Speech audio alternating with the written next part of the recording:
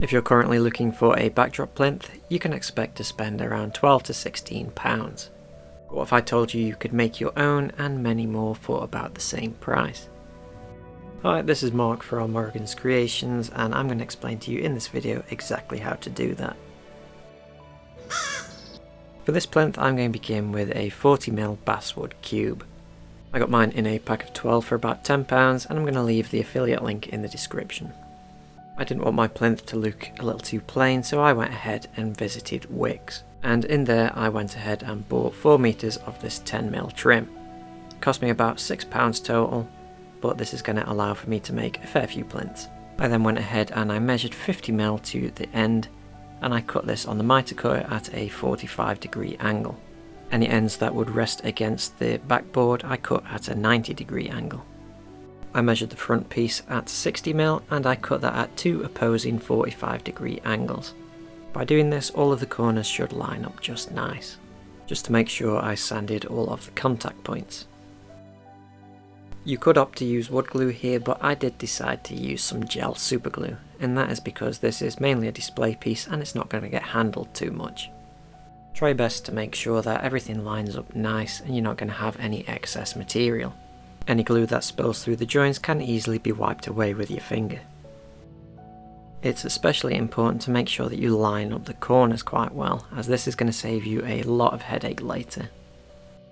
Chances are you are going to run into a few rough connections, and in this case you're just going to go ahead with a sanding stick and just smooth those out. I was making this plinth as part of a competition entry, so I tried to make it as smooth as I could. An added bonus to using this 10mm trim is that I was able to expand the workable area from 40mm to 50x60mm, which allowed me a lot more room for my scene. When you're working with miniatures, as you can imagine, 20mm is a fair bit of room. After sanding this next layer of trim, I then moved on to the backdrop, and to make this I used some 1.5mm plastic styrene, cut out at a size of 60mm by 130mm. I decided to use styrene as it is relatively easy to cut, sand, and it does remain somewhat flexible.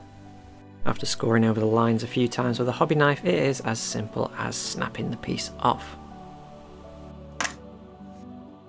The next step is to check that everything fits nicely, and then we begin gluing.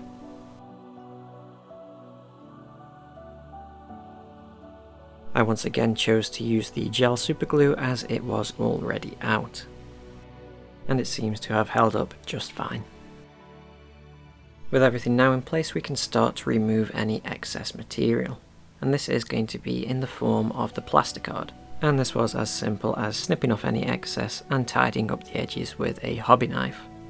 We could have easily marked out the shape and cut it out before sticking it on, but I find this makes me get a more flush edge.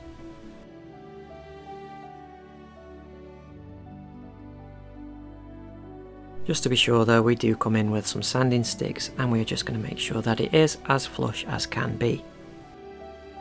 For me, this was especially important on any of the round edges. To do this, I recommend using a high grit sandpaper or sanding stick to ensure you don't leave any excess marks in the wood. Just because it was me, I ended up with a few gaps, so I just filled this with more gel super glue and wiped it away with my finger before sanding away any of the excess.